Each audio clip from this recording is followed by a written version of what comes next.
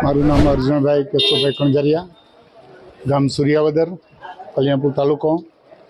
આજે અતિવૃષ્ટિ દ્વારકા જિલ્લામાં અતિવૃષ્ટિ હોય અને રાજ્ય સરકાર તરફથી ખેડૂતોને જે સહાય આપવાની હોય એમાં કોઈ પણ જાતની કામગીરી ન થતી હોવાના કારણે આજે કિસાન કોંગ્રેસ અને કોંગ્રેસ પક્ષ તરફથી ખેડૂતો માટેનું એક આવેદનપત્ર આપવામાં આવ્યું. એમાં ઘણી બધી ચોખવટો કરી, જેને મકાનો ડૂબી ગયા છે, જેની ઘરવખરી પડેલી છે એને પણ સહાય નથી મળી, પશુઓ તણાઈ ગયા છે, ઘેટા બકરાઓ મળી ગયા છે. અને દ્વારકા તાલુકાની અંદર 2 ગામ એવા છે કે જ્યાં માલધારીઓના સંપૂર્ણ વાઘ સાફ થઈ જવા, ઘેટા બકરા સાફ થવા છતાં પણ એને ઓન પેપર લેવામાં નથી આવ્યા, એની પણ તાકીદ કરવામાં આવી. અને આજની તકે સૂચના પણ અધિકારીએ પણ એવું કહ્યું છે કે અમે વહેલી તકે સર્વે કરાવીએ છીએ.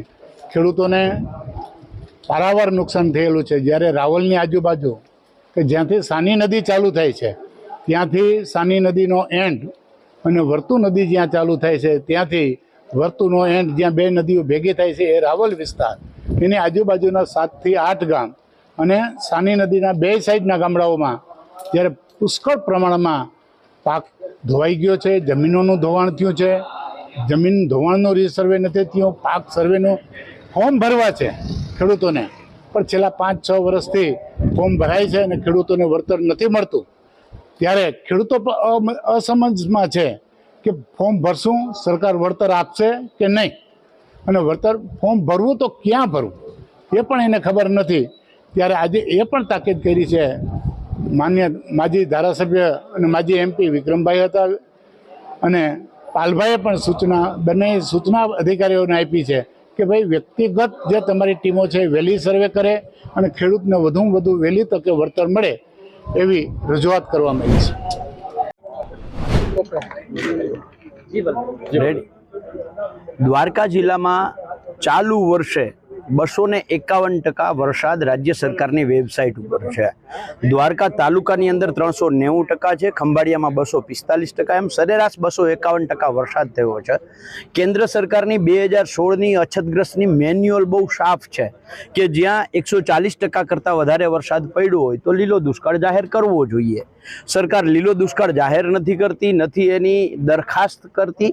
એટલે આજે ખંભાળિયા ખાતે કલેક્ટરશ્રીને દ્વારકા જિલ્લાના ખેડૂત આગેવાનોએ સાથે મળી અને રજૂઆત કરી હતી કે દ્વારકા જિલ્લાને લીલો દુષ્કાળગ્રસ્ત જાહેર કરવામાં આવે.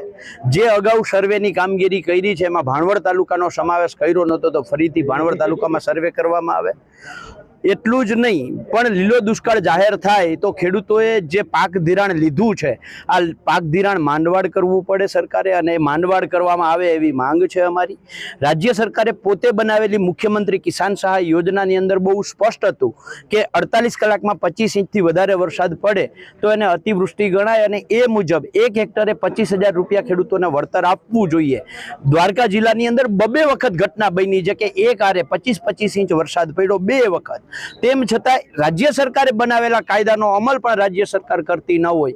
4 હેક્ટરની મર્યાદામાં એટલે ખેડૂતને ઓછામાં ઓછું પ્રતિ હેક્ટરે 1 લાખ રૂપિયાનું વળતર રાજ્ય સરકારે આપવું જોઈએ. રાજ્ય સરકારે બનાવેલા કાયદા છે, એટલે રાજ્ય સરકાર અને કેન્દ્ર સરકારે બનાવેલા કાયદા મુજબ અમે માંગીએ છીએ. બાકી સરકારે મુખ્યમંત્રી કિસાન સહાય યોજના ખતમ કરી નાખી છે, પાક વીમા યોજના ખતમ કરી નાખી છે, એક પણ યોજના અત્યારે ખેડૂતો માટે ચાલુ નથી. આ બંને યોજનાની અંદર બહુ સ્પષ્ટ હતું કે SDRF ઉપરાંત આ બંને યોજનાનો લાભ મળવાપાત્ર હોય તો મળવાપાત્ર હતો, તો રાજ્ય સરકારે અત્યારે યોજના બંધ કરી છે. પણ તેમ છતાંય એ ધારાધોરણો મુજબ ખેડૂતોને વળતર આપવામાં આવે એવી અમારી માંગ છે. અગાઉ જે સર્વે જાહેર કર્યો હતો સરકારે અને એનો જે જાહેરાત પેકેજ જે જાહેર કર્યું છે એની અંદર જમીન ધોવાણ કે પશુ નુકસાનનો 1% જાહેરાત છે નહીં. એટલે સરકારશ્રીનું ધ્યાન દોરવા માંગીએ છીએ કે જમીન ધોવાણ જે છે એનું બહુ મોટું નુકસાન છે, ખેડૂતોને પશુઓનું બહુ મોટું નુકસાન છે. તો અગાઉ હવે પછી જે પેકેજ જાહેર કરે તેમાં જમીન ધોવાણ અને પશુ નુકસાનીને ધ્યાનમાં લેવામાં આવે. સરકારશ્રીને એક વિનંતી છે કે સરકારના ભ્રષ્ટાચારના ભોગે જમીન વિકાસ નિગમ જે બંધ થયું છે એને તુરંત ચાલુ કરવામાં આવે. સરકારના ભ્રષ્ટાચારના ભોગે પ્રધાનમંત્રી પાક વીમા યોજના બંધ થઈ છે અને ફરીથી ચાલુ કરવામાં આવે. ખાસ કરીને છેલ્લા 2 દિવસથી સર્વેની કામગીરી હાથ ધરવામાં આવેલ છે, પરંતુ ગામના જાપે ઊભીને જ 5 થી 7 જણાના નામ લખી અને સર્વે થાય છે. જો આ સર્વે અત્યાર સુધીમાં જે અગાઉ સર્વે થયો છે એમાં આખો ભાણવડ તાલુકામાં સર્વે જ નથી થયું. જે ગામમાં સર્વે કર્યું છે એ માત્ર ગામના જાપે ઊભીને મને કેટલાય ખેડૂતોના ફોન આવ્યા કે સર્વેવાળા એમ કહે છે કે ગરેડામાં પાણી છે એટલે જવાય એમ નથી, ખેતરમાં પાણી જે છે એમ જવાય એમ નથી. તો ખેતરમાં પાણી છે ને જવાય એમ ન હોય તો બહુ સ્પષ્ટ છે કે ત્યાં 100% નુકસાની લખી લેવી જોઈએ, ત્યાં જવાની જરૂર નથી. અને વિશ્વાસ ના આવતો હોય તો જે સર્વેના અધિકારીઓ છે એના બૂટ મોજા પલળે તો ભલે પલળે, એના કપડાં ગારાવાળા થાય તો ભલે થાય. ખેડૂતની જિંદગી ગારાવાળી થઈ ગઈ છે ત્યારે આ ખેડૂતના ટેક્સનો પગાર લઈ અને સર્વે કરવા નીકળેલી ટીમે ત્યાં ખેડૂતના ખેતર સુધી જવું જોઈએ અને ખેડૂતને જે વાસ્તવમાં નુકસાન થયું છે એ નુકસાનનું સર્વે કરવું જોઈએ. મિત્રો, આપ સૌ જાણો છો ગુજરાતની અંદર જે વરસાદના પાણીથી જે પરિસ્થિતિ ઊભી થઈ, આજે આપણી પાસે ટેકનોલોજી એટલી છે કે 15 દિવસ પહેલાં નક્કી જ હતું કે તારીખ 25, 26, 27 એ જોરદાર વરસાદ થશે. સરકારની ફરજ છે કેવી રીતે વ્યવસ્થા કરવી, શું વ્યવસ્થા કરવી. ચાલો, સરકાર વ્યવસ્થા ન કરી શકી, ધાર્યા કરતાંય વધુ વરસાદ થયો તો લોકોને બચાવવા, લોકોને રાહત આપવી, લોકોને જે નુકસાની છે એનું પૂરું વળતર આપવું. પણ આ સરકાર ફક્ત મિટિંગો, મેં જોયું બંને જિલ્લામાં પ્રભારી મિનિસ્ટરો સમીક્ષા બેઠક, સમીક્ષા કહેવાની સમીક્ષા. આજે વરસાદ બંધ રહી ગયો એને 6 થી 7 દિવસથી આ ચાલો મારી સાથે આજે પણ લોકોની જે પરિસ્થિતિ છે, લોકોની જે ઘરવખરી નાશ પામી છે, ફક્ત 2500 રૂપિયા ઘરવખરી માટે, 2500 રૂપિયા લુગડા માટે, 2500 રૂપિયાની અંદર 5000 રૂપિયા, બધું થઈને 5000 રૂપિયા. 5000 રૂપિયાની અંદર કોઈ સંજોગોની અંદર આ શક્ય નથી. સરકાર એમ કહે છે કે ડિઝાસ્ટર મેનેજમેન્ટનો કાયદો છે, તો કાયદો બદલાવો ને મારા ભાઈ, કોણ ના પાડે છે? તમારી પાસે જિલ્લા પંચાયતથી માંડીને, કોર્પોરેશનથી માંડીને, રાજ્ય સરકારથી માંડીને કેન્દ્ર સરકાર સુધીની સત્તા તમારી પાસે છે. કાયદાની અંદર સમય પ્રમાણે ચેન્જ પણ થઈ શકે છે, તો ચેન્જ કરવામાં કોણ ના પાડે છે? દેશની કોઈ પણ રાજકીય પાર્ટી જો આ ચેન્જ કરવામાં ના પાડે તો કોંગ્રેસ પાર્ટી તરફથી હું સંપૂર્ણ જવાબદારી લઉં છું. મારો કોંગ્રેસનો એક પણ નેતાનો વિરોધ નહીં કરે. લોકોને ચૂકવવું નથી. મૃત્યુ ઉપર જેમ ગીધડા મંડરાય એ જ રીતે આ રાહતની અંદર પણ લોલમ લોલ ચાલે છે, ભ્રષ્ટાચાર ચાલે છે. અને જે ફોર્મ ભરવા દીધા છે, ફોર્મનો નથી તો નંબર, નથી કોઈ નમૂનો, નથી એમની કોઈ રિસિપ્ટ આપવામાં આવતી, કેને કેટલા રૂપિયા આપવા, કેનું ફોર્મ છે કેનું નથી. અમે ભૂતકાળની અંદર પણ જોયું છે કે લોકો માગણી કરે ત્યારે એક જ વાત કે તમારું ફોર્મ અમારી પાસે નથી પહોંચ્યું. તમારી પાસે ટીમ પણ નથી, માણસો પણ નથી.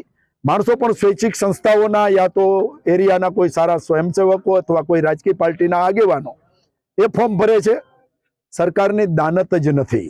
સરકારની દાનત હોય ને તો જેમ અલગ પાર્ટીમાંથી ધારાસભ્યોને લઈને રાજીનામા દેવરાવીને વ્યવસ્થિત રીતે પાછા જીતાડીને મિનિસ્ટર બનાવો છો, તો આની અંદર કાયદામાં ફેરફાર ન કરી શકો.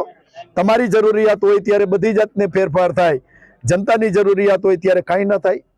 કપાસ તો સાવ ખતમ થઈ ગયો છે, તલ પણ ખતમ થઈ ગયા છે, બરાબર સુયા બેસવાની મગફળીમાં તૈયારી છે અને ત્યારે જ ખેતરોમાં પાણી ભર્યા છે એટલે મગફળી પણ લગભગ ખતમ જેવી છે. આ પરિસ્થિતિની અંદર ઉપર આભ અને નીચે ધરતી, સામાન્ય અને ગરીબ માણસ પાસે તો ક્યાંય જવાની જગ્યા નથી. 12x12 ઓરડીમાં 6-7 લોકો રહેતા હોય અને ઘરથી ઉપર પાણી જતું હોય તો એના ઘરમાં બચ્યું શું હોય? ઘણા લોકો કહે છે કે ગાદલા ને ગોદડા. હવે ભાઈ, આવા લોકોના ઘરમાં તો ગાદલા હોતા જ નથી. ગોદડું જ પાથરવાનું, ગોદડું જ ઓઢવાનું, એ જ ગોદડું અત્યારે પલળીને સાવ ખાક થઈ ગયો છે. ત્યારે સરકાર હજી સુધી સહાયમાં પહોંચી શકી નથી. તાત્કાલિક સહાયનો મતલબ જ એ હોય છે કે તાત્કાલિક સહાય મળવી જોઈએ. જ્યારે લોકોને ત્યારે નથી મળતું ત્યારે ઊંચા વ્યાજ વટાવવાના, લોકો પાસે જઈને, લોકોની મજબૂરી છે, લોકોના ઘરમાં ખાટલો છે, બીમારી છે, ખાવા ધાન નથી, ત્યારે આ જ લોકો વ્યાજના વિષચક્રમાં ફસાઈને વ્યાજવાળાઓ પાસે મોથાજ થઈને બિચારા જાય છે, લાચાર થઈને જાય છે. એમની પાસે ખાવા ધાન નથી, એમના છોકરાઓ ભૂખે તડબડે છે. ત્યારે સરકાર સહાય ન ચૂકવે તો પછી સહાય ચૂકવો, અને એ પણ મામૂલી સહાય 2-3-4 હજાર રૂપિયા ચૂકવો. આ યુગમાં 2-3-4 હજારનું આવે છે શું? આ પરિસ્થિતિની અંદર કોંગ્રેસ પાર્ટી એક જવાબદાર પાર્ટી છે. એ લોકોની વચ્ચે રહે છે. લોકોની વચ્ચે જઈ અને અત્યારે કલેક્ટરને આવેદનપત્ર આપવાનું છે. અમારી કમનસીબી એ છે કે અમે જ્યારે જનતાનો અવાજ બનીને સામે આવીએ છીએ ત્યારે વારંવાર અમને એક જ કહેવામાં આવે છે, તમે રાજકારણ કરો છો, તમે રાજકારણ કરો છો. મારે બોલવું ન જોઈએ, પણ કલકત્તામાં થાય છે એ રાજકારણ નથી તો શું છે? અમે તો લોકોના ભલા માટે રાજકારણ કરીએ છીએ. રાજકારણ કરવું હશે ત્યારે કરીએ લેશું.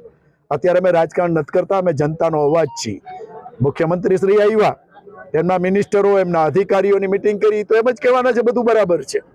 તમારે જાણવું હોય તો વિરોધ પક્ષની અલગ અલગ પાર્ટીઓ છે, સ્વૈચ્છિક સંસ્થાઓ છે, એને બોલાવો ને તો તમને સાચું કહેશે કે અહીંયા આ ફોલ્ટ છે, અહીંયા આ ફોલ્ટ છે. જો તમારે ફોલ્ટ જાણી અને લોકોનું સારું કરવું હોય તો હંમેશા વિરોધ પક્ષને બોલાવવા જોઈએ. અમારે જવાની કોઈ જરૂર નથી, અમને કોઈ શોખ નથી, અમને મીડિયાની અંદર આવવાનો શોખ નથી, પણ લોકોની સાચી વેદના, પીડા એ રજૂ કરવી અમારો ફરજ છે. અમે રાજકીય પાર્ટી છીએ, અમે કદાચ ચૂંટણી નથી જીતી શક્યા એનો મતલબ એવો છે કે અમે કાંઈ છીએ જ નહીં, અમારામાં દયા જ નથી, અમારામાં માનવતા જ નથી.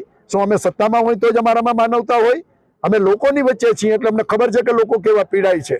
હોસ્પિટલની પરિસ્થિતિ જુઓ, બીમારોથી અત્યારે હોસ્પિટલો એટલી ઉભરાઈ છે કારણ કે ચારે બાજુ ગંદકી, મચ્છર, રોગચાળો, અને આ પરિસ્થિતિની અંદર લોકોને પૂરેપૂરું જમવાનું પણ ન મળતું હોય ત્યારે લોકોને તાત્કાલિક સહાય મળવી જોઈએ. જાયગા ત્યાંથી સવાર મારો અવાજ જો સરકારના બેરા કાને પહોંચતો હોય તો મહેરબાની કરીને લોકોને તાત્કાલિક સહાય કરો. મારી આ દેવભૂમિની કઠણાઈ એ છે કે વિરોધ પક્ષનો એક પણ નેતા સંકલનમાં પૂછી શકવાની સ્થિતિમાં નથી.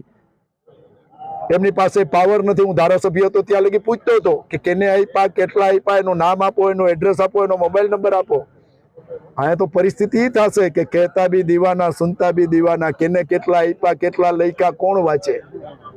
લખશે ઈ, વાંચશે ઈ, ખાશે ઈ અને ડબો કરીને નાખી દેશે ઈ. 200 આપી અને 2000 ની અંદર કોકનું નામ લખી નાખશે. આ પરિસ્થિતિ થવાની છે. મેં સરકારને એક ચેતવણી પણ આપી હતી એબીપી અસ્મિતાના માધ્યમથી રવિવારે, અને અત્યારે કહું છું કે દેવભૂમિમાં ઊભો છું. રાવલ ગામે કેવું ગામ છે, આખી નગરપાલિકા છે. 12 મહિના પછી પાછો આવતો ઓગસ્ટ આવવાનો છે. અત્યારથી કહું છું કે અવળી સરકાર છે તમારા આગળ. તાલુકા પંચાયત, જિલ્લા પંચાયત, કોર્પોરેશન, રાજ્ય સરકાર, કેન્દ્ર સરકાર. 12 મહિના પહેલા એડવાન્સ કહું છું, કંઈક કોશિશ કરીને આવતા વર્ષે રાવલની આ હાલત ન થાય. એ તો જોજો, સામાન્ય વરસાદમાં પણ રાવલની હાલત આવી ખરાબ થાય છે. આનાથી વધારે તો તમને ચેતવણી કોઈ ન હોઈ શકે ને. અવળી સરકાર તમારી પાસે હોય અને જો આવતા વર્ષે રાવલની આ જ હાલત થવાની હોય તો કમનસીબ છે કે જનતા શું જોઈને તમને મત આપે છે મને નથી ખબર પડતી, પણ એ જનતાનો વિષય છે. મારી વાત અત્યારે કોઈ રાજકીય નથી, કોઈ મતની નથી. જરૂરિયાતવાળા માણસો કોઈ પણ પાર્ટીના હોય, કોઈ પણ જ્ઞાતિના હોય, કોઈ પણ જાતિના હોય, આ સરકારે માલઢોર માટે એક રૂપિયો ફાળવ્યો નથી. કોઈની બકરી મરી ગઈ, કોઈની ગાય મરી ગઈ, કોઈનો